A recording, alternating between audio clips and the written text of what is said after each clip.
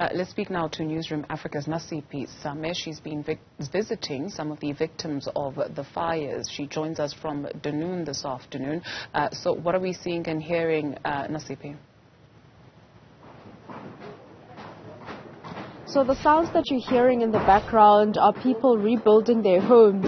Those that do have the means have already bought material and have put up their homes, and those that don't have money for new material, they've managed to look through the debris and salvage the material that they can in order to put up their structures. As you can see, that there are structures that are using the old material, and there's also the new structures, or rather structures that are using new material, and that is basically gentlemen working in the background, putting hammer on nail, on corrugated iron to have a roof over their head, as we do know that the fire that occurred in Dunoon happened last week. But I'm joined by actually someone here who was a fire victim himself, standing in front of his house. Thank you so much for your lakho. We see that the house is standing and there's some furniture inside. Talk to us.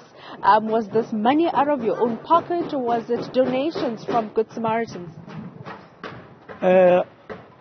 Enye imali ndithenge ezinye izinto ngemali yam, but ezinye izinto ndiyaziphiwa ngabanye abantu abandaziyo kwalapha ekuhlaleni. Abanye nabo basathembisa abanye, plus nobhosi wam naye uthi usezawundipha izinto ezazithengela zona umlungu. While you are still waiting for some of the donations, what assistance has come from either government or even corporations? But bakhona gift of the givers nayo iyasinikeza ukutya. Isoloko isayisupporta nabanye abantu nabo bayasupporta ngokutya okuvuthiweyo. And then susuka kwezinye indawo where abantu bachaphazelwe imililo, just like nina kule weekend sisuka kuyo. When ungathi uba isombululo kwezi shack fires sizibonayo apha eKapa ingayintoni? Sisi into endiyibonayo ungase like endaweni enje kubekho abantu abaphungulwayo bathathe bafunela indawo zabo zohlala, kubekho ipassage ezingathi zivulekile, ipassage like kuthiwe mhlawumbi kuthiwe ipassage ingahamba into engangemoto, like singahlali ngohlobo sihleli ngalo sixinana, ngoba ngathi loo nto leyo yona yenza umlilo.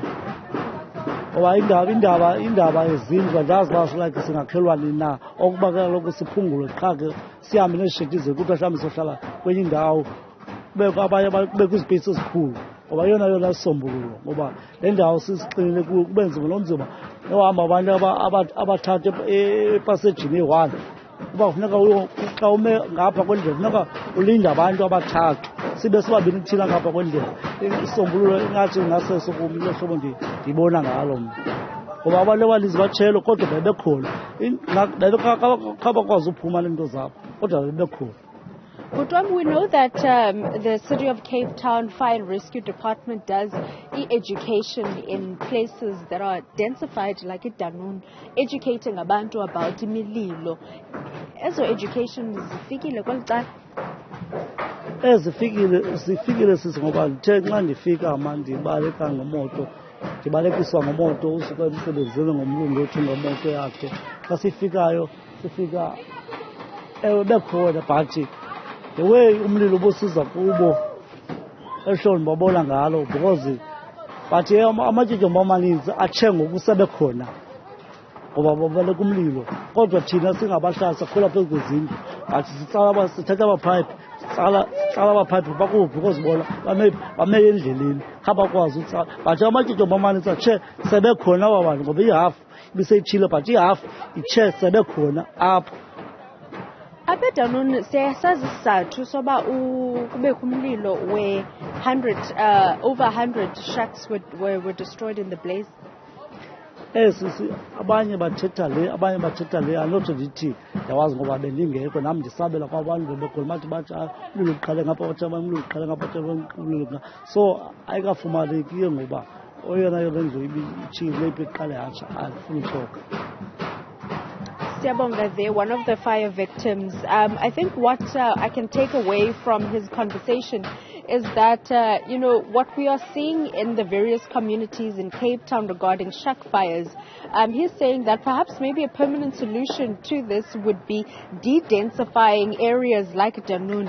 And I just actually went back to an article from 2020 where Danun was actually one of the 2 informal settlements, including Kosovo, that was earmarked to be de-densified to basically reduce the spread of COVID. However, that didn't happen.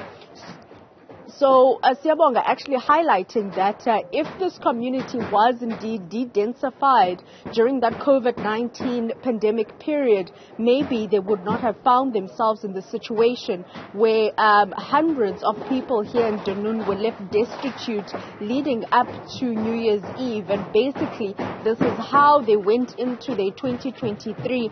And fortunately for him, unlike others, he's been able to receive those donations to buy material and also put up furniture inside his home, while other people are still trying to go through the rubble and debris and try and just see what else they can do to try and rebuild their lives once again.